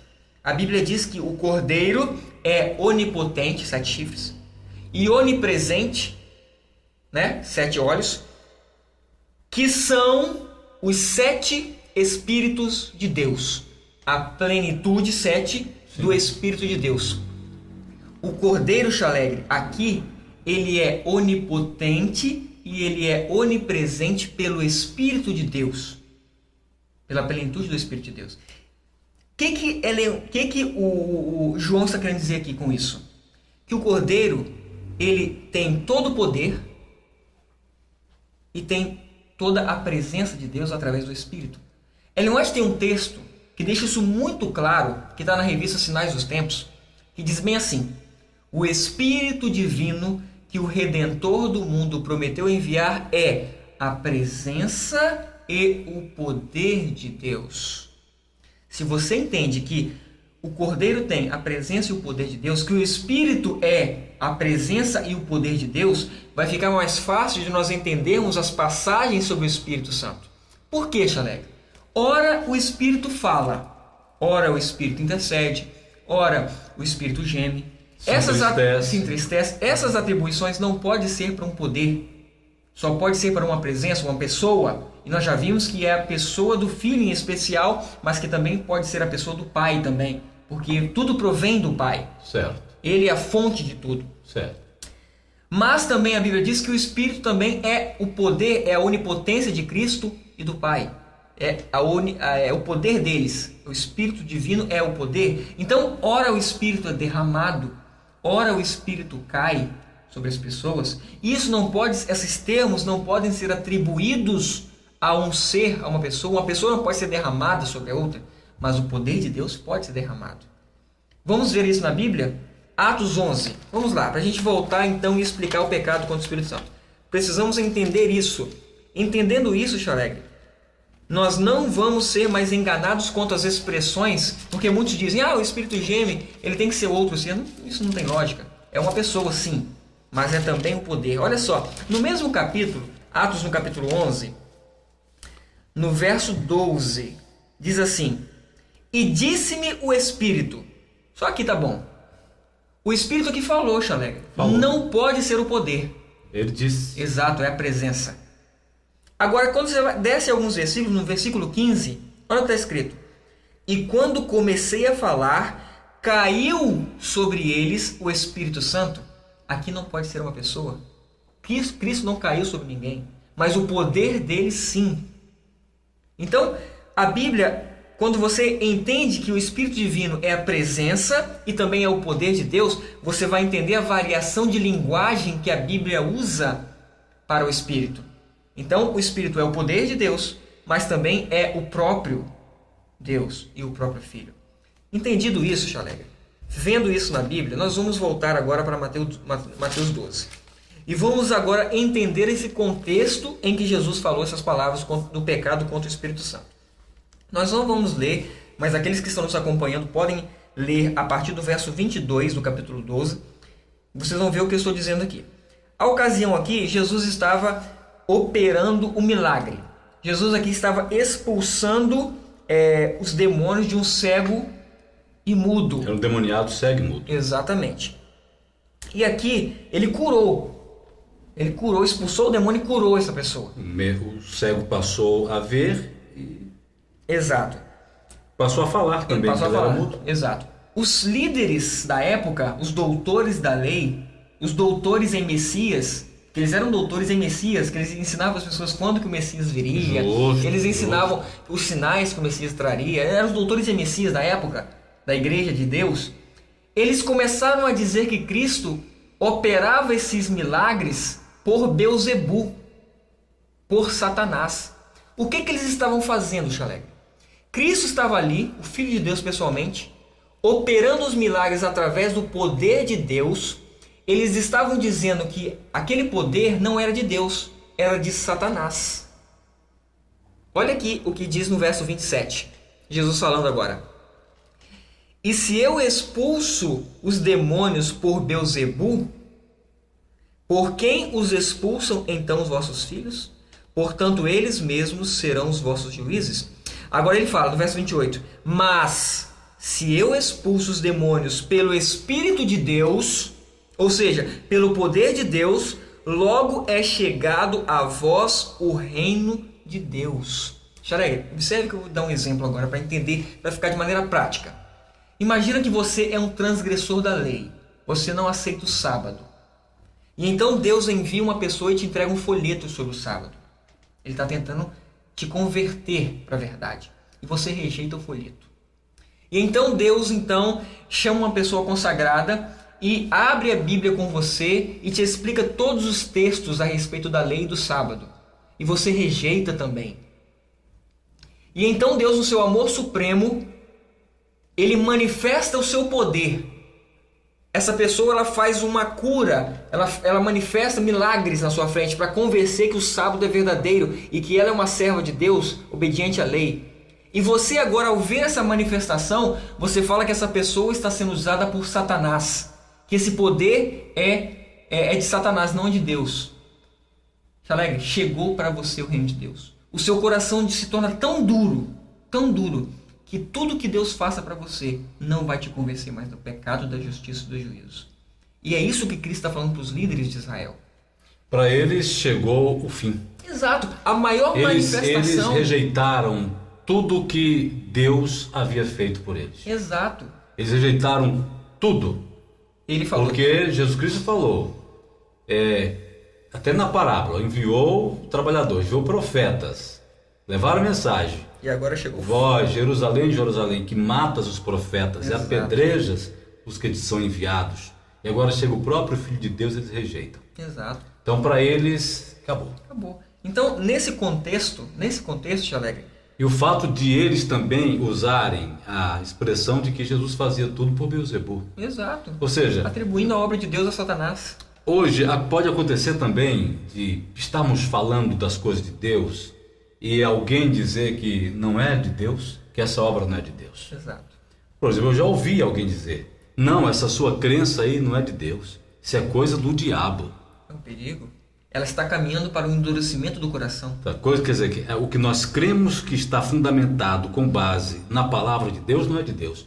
O que eles creem como dogma, que não podem provar na palavra de Deus, que precisam de doutores, homens instruídos e formados, não sei onde, para criarem todo o misticismo em cima do que é tão claro na palavra de Deus, então aquilo é de Deus, o que nós pregamos é do diabo. Exato. Eles estão, infelizmente, quem faz isso está rejeitando, para eles chegou o reino de Deus. A coisa ela é gradativa, Deus é misericordioso. Agora, se eles um dia chegarem ao momento de atribuir uma manifestação do poder de Deus, que é a máxima expressão do amor dele para mostrar a sua verdade. Mas não existe manifestação maior do poder de Deus do que a transformação verdadeira. Sim, é verdade. Na gente. E essa transformação só Deus pode operar. Exato. Não estou falando aqui da transformação simplesmente que a pessoa bebia, parou de beber. Isso, qualquer pessoa com um problema de saúde, mas pare de beber e se ele quiser ver, ele vai fazer. É uma conversão completa. Estou falando de conversão, estou falando de entrega a Deus. Pessoa que vivia uma vida desregrada e agora passa a viver completamente diferente, amando a Deus e ao seu próximo, guardando os mandamentos de Deus, é verdade, tendo os frutos do Espírito em sua vida. Exato. Isso é conversão genuína, isso é verdadeiro. E aí no versículo 31 e 32 ele vai e entra. Dentro desse contexto, que os líderes estavam atribuindo o poder de Deus a Satanás, atribuindo a obra de Deus a Satanás, ele entra. Portanto, eu vos digo, todo pecado e blasfêmia se perdoará aos homens, mas a blasfêmia contra o Espírito não será perdoada aos homens. E se qualquer disser alguma palavra contra o Filho do Homem, ser-lhe-á perdoado. Mas se alguém falar contra o Espírito Santo, não lhe será perdoado, nem neste século, nem no futuro. Então, nós temos que ter muito cuidado ao atribuir alguma coisa a Satanás. Temos que ter base na Bíblia. Muitos estão cometendo esse pecado, endurecendo o seu coração, e tem chegado o reino de Deus para alguns. Nós temos que ter cuidado também, porque hoje há uma manifestação muito grande de milagres por aí. Exato, com certeza. Não é? E milagres que estão dizendo que é Deus que está operando. Exato. Mas a lei é o testemunho. Se não falares segundo essa palavra, não tem luz em si mesmo. Exato. Alex, você tocou em um ponto importantíssimo. Isaías 18. Porque senão vai ficar assim, alguém fez um milagre. Eu chego e digo, isso aí é operação do demônio. Eu falo mesmo, porque quando é operação do diabo, eu falo que é do diabo, porque não é de Deus. Sim. Pessoa que não guarda os mandamentos de Deus. Pessoa que não tem nenhuma mudança prática na sua vida. Pessoa que não dá testemunho nenhum. Vai dar testemunho de mudança, arrogância, etc. Pelo fato de nem cumprir a palavra de Deus. Exato. Então aí já milagres não é prova de que a pessoa tem o Espírito de Deus. De forma alguma. Mas a lei é o testemunho. Se aquela pessoa tem um padrão de vida segundo a lei de Deus, sim, ela é uma serva de Deus. Ela pode operar milagres, sim. Mas fora isso, não. Isso não é padrão de que Deus vai usar? Nem todo que me diz Senhor, Senhor, entrará no reino dos céus, né? Mas aquele que faz a vontade de meu Pai. Ok, mas essa questão do Espírito Santo, só para a gente fechar aqui. Fechar. Ok, então aqui, Chalegre, de maneira clara, o pecado contra o Espírito Santo é justamente você endurecer o coração de tal maneira que qualquer manifestação que Deus faça, até a manifestação do seu Filho em poder, você atribui a Satanás. Então você está fechando o seu coração. Isso é o pecado contra o Espírito Santo. Isso me faz lembrar de uma coisa, do anticristo. Quem é o anticristo, senão aquele que nega o Pai e o Filho? Exato. Então, se a pessoa nega que Jesus Cristo é o Filho de Deus, se elas negam que Deus é o Pai, então... Essa questão, a gente está encerrando. Sim. Eu gostaria de a gente ler alguns textos para confirmar tudo que nós falamos até agora. E deixar os nossos ouvintes aqui que estão acompanhando conosco de uma maneira muito clara essa hierarquia, essa verdadeira divindade que nós cremos. No capítulo 15 de 1 Coríntios, a partir do verso 26, é um outro texto, Chalegre, que nós podemos usar para que todos firmem a fé no que nós estamos dizendo. Olha que coisa interessante que Paulo escreve aqui. Pode ler para nós. Ora, o último inimigo que há de ser aniquilado é a morte, porque todas as coisas sujeitou debaixo de seus pés. Mas, quando diz que todas as coisas lhe estão sujeitas, claro está que se excetua aquele que lhe sujeitou todas as coisas. Quem é esse, Chalegre? Vamos aqui entender o texto. O último inimigo foi vencido, a morte, acabou. Certo. Pecado e pecador, Jesus voltou, acabou tudo. Tá, e isso aqui é segunda morte, restauração de todas as coisas. Exato. Ok. Acabou tudo. Acabou. No verso 27 fala assim, porque todas as coisas sujeitou debaixo de seus pés. Aqui está falando de Cristo. Sim. Ok? Sim. Mas aí ele fala, mas quando diz que todas as coisas lhe estão sujeitas, é claro que se excetua, está fora aquele que todas as coisas sujeitou. Quem é esse? Deus. O Pai. O Pai. Exato. Agora, olha o verso 28. E quando todas as coisas lhe estiverem sujeitas, então também o mesmo Filho se sujeitará àquele que todas as coisas lhe sujeitou, para que Deus seja tudo em todos. Claro, Chalegre. Soberania do Pai. Quando tudo acabar, quando tudo terminar, o grande conflito chegar ao fim, pecados e pecadores exterminados, o Filho se sujeitará ao Pai, a Deus, para que Deus seja tudo em todos. Aonde está uma trindade, Chalegre? Aonde se encaixa nesse texto essa doutrina que eles dizem de uma trindade? Isso não existe.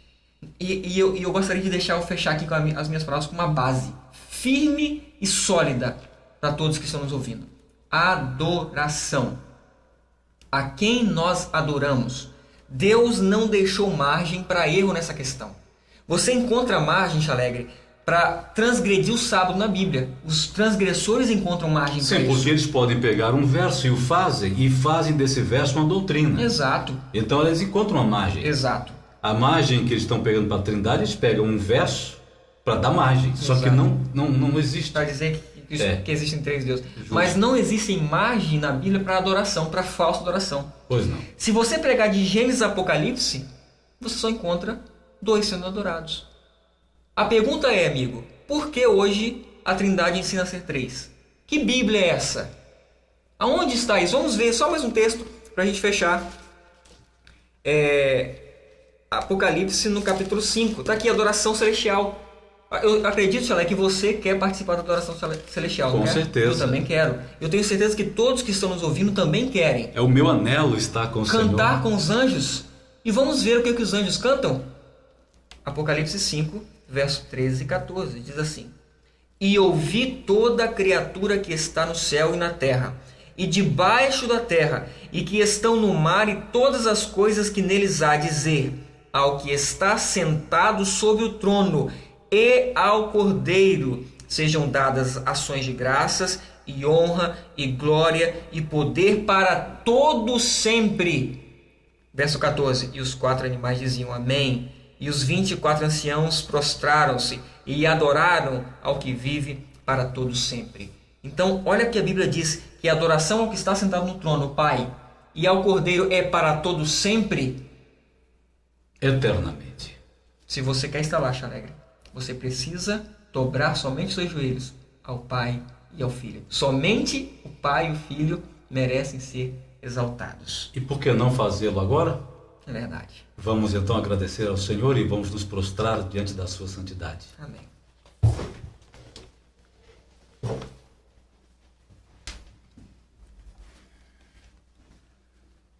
Pai eterno, Criador dos céus, da terra, do mar e das fontes das águas, aleluia, glória, louvor e honra ao teu sagrado nome. Amém, Senhor. Glórias, louvor ao nome de Jesus Cristo, teu Filho amado, a quem adoramos, aquele que o Senhor nos deu bondosamente para morrer na cruz do Calvário.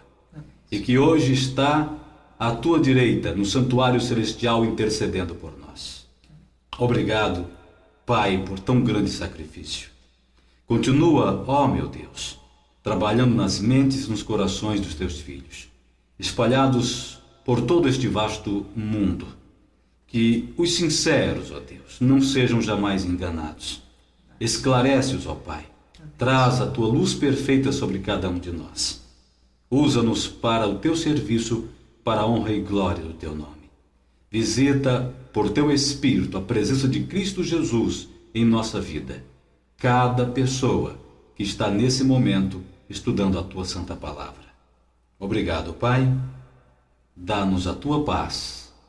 Em nome de Jesus Cristo, teu Filho amado. Amém. Amém, Senhor.